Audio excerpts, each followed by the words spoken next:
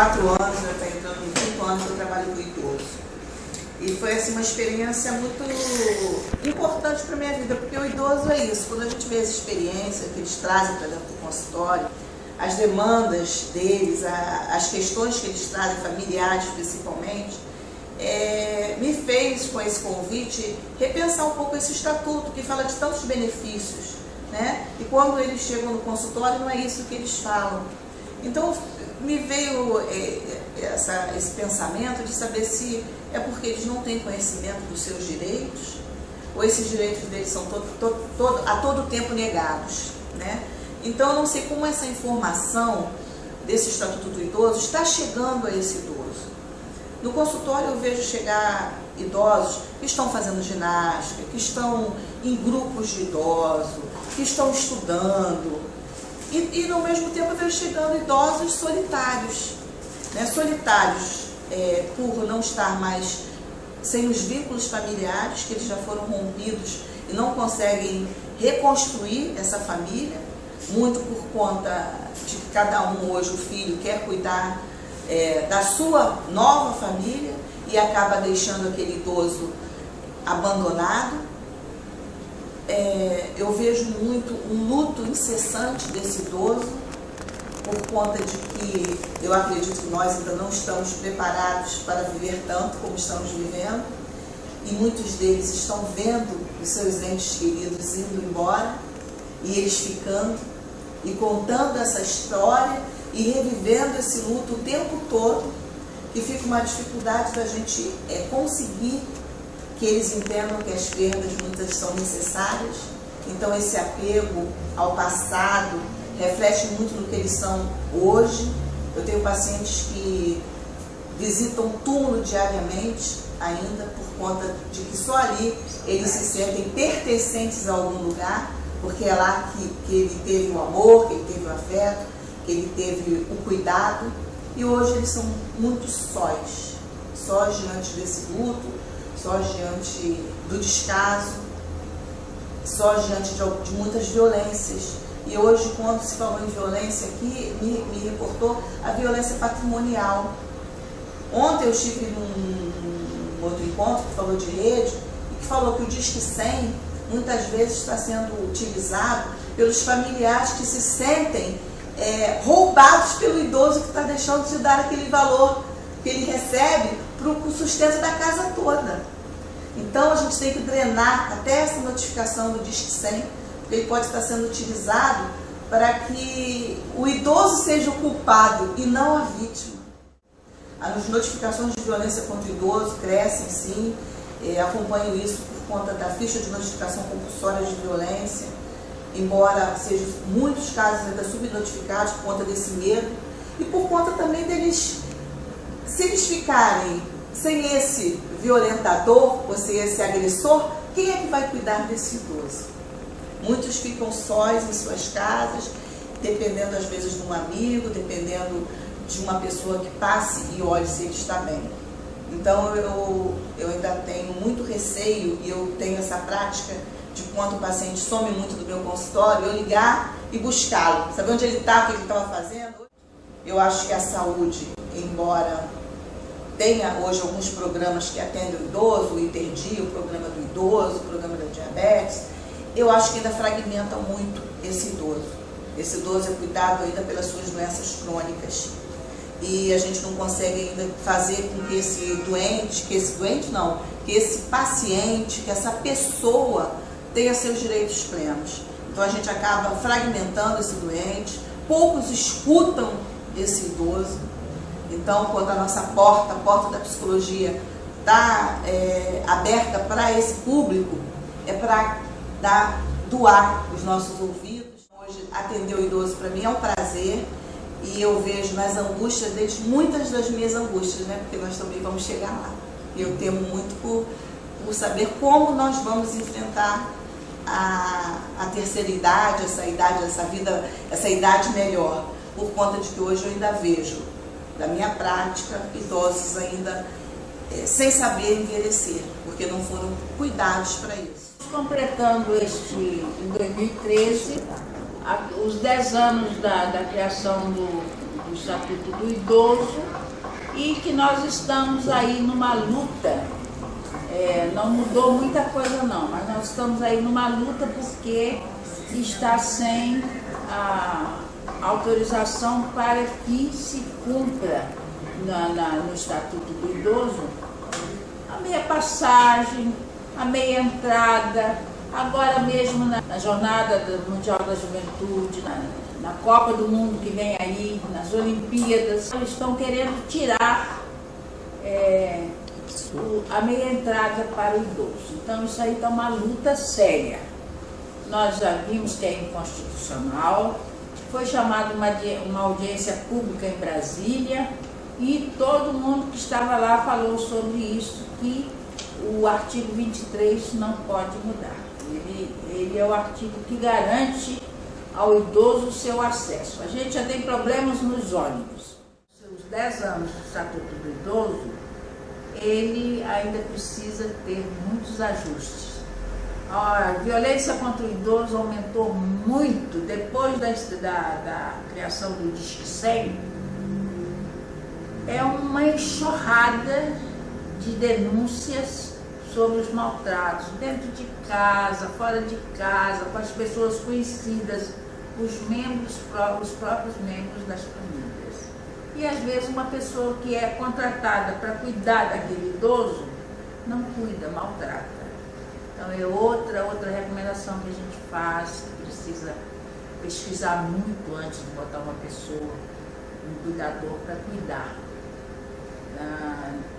Eu vou ver como anda, há quantos anos a criação da Associação de Cuidadores de Idosos, para ver se ajuda um pouco.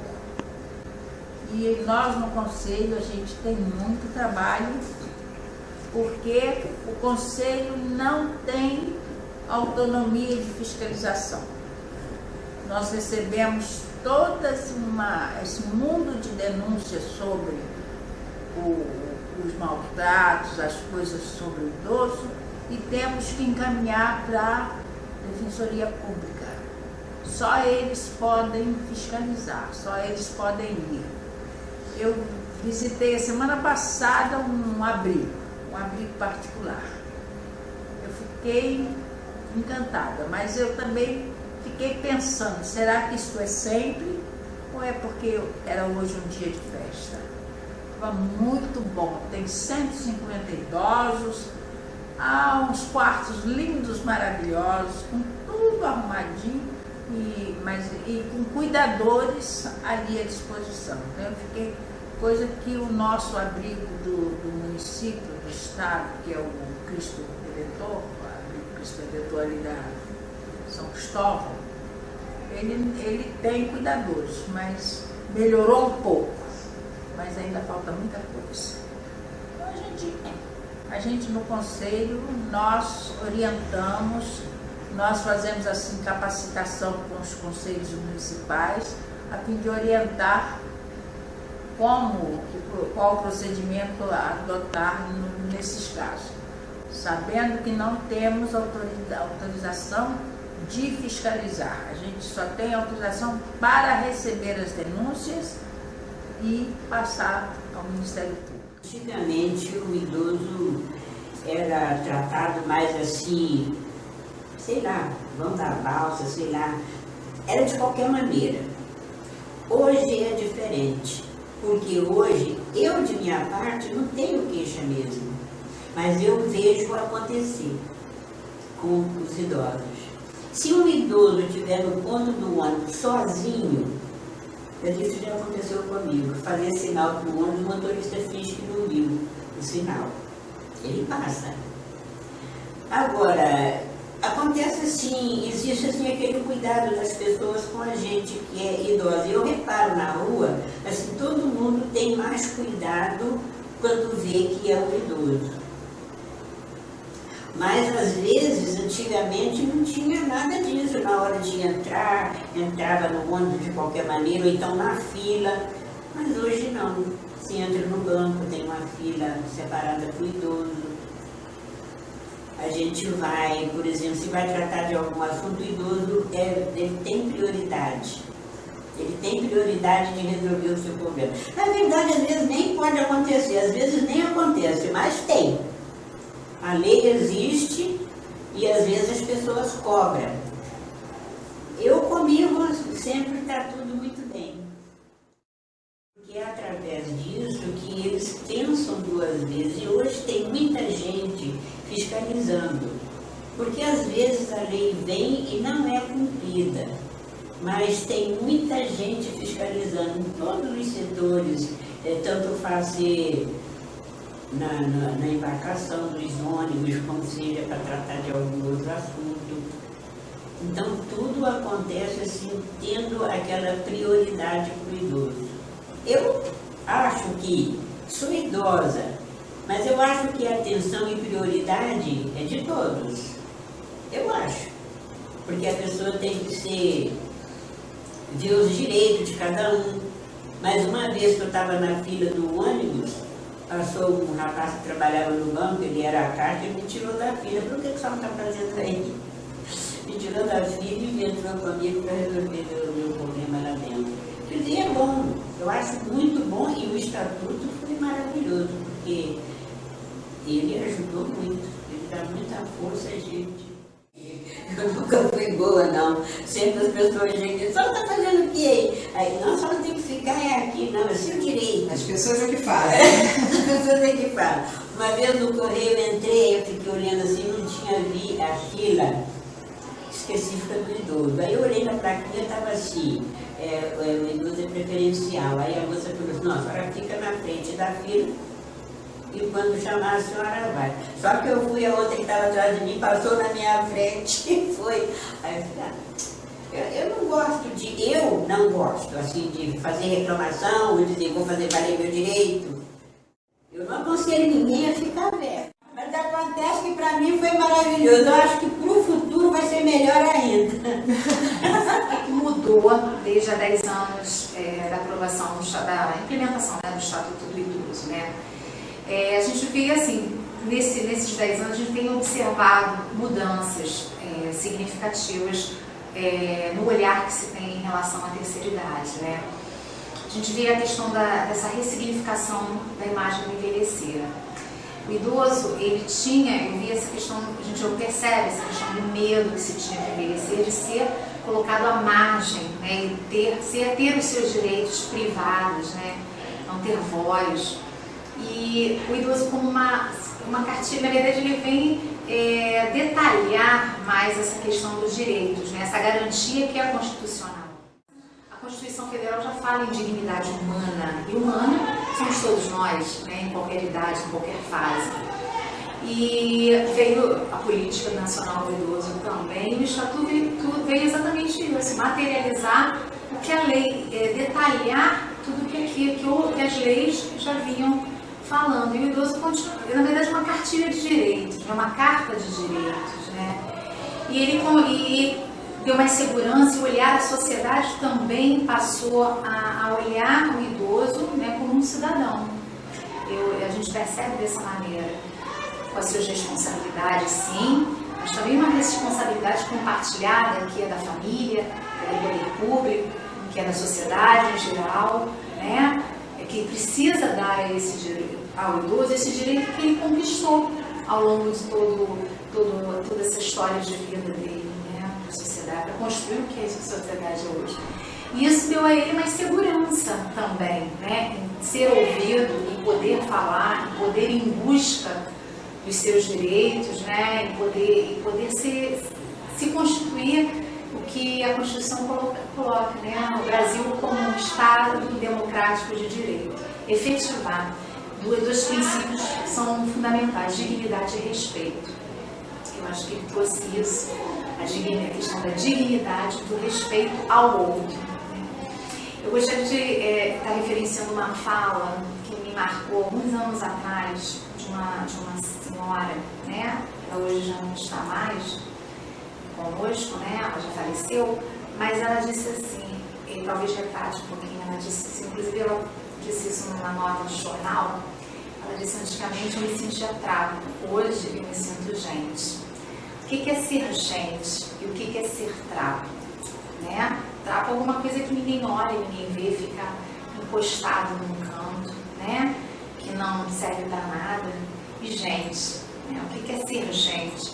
Eu acho que ela já falava nessa questão dessa ressignificação do envelhecer, né? Aquela diferença do velho, do idoso, né? Alguma coisa assim, traz uma modificação no conceito, aliás, traz muita mudança, né?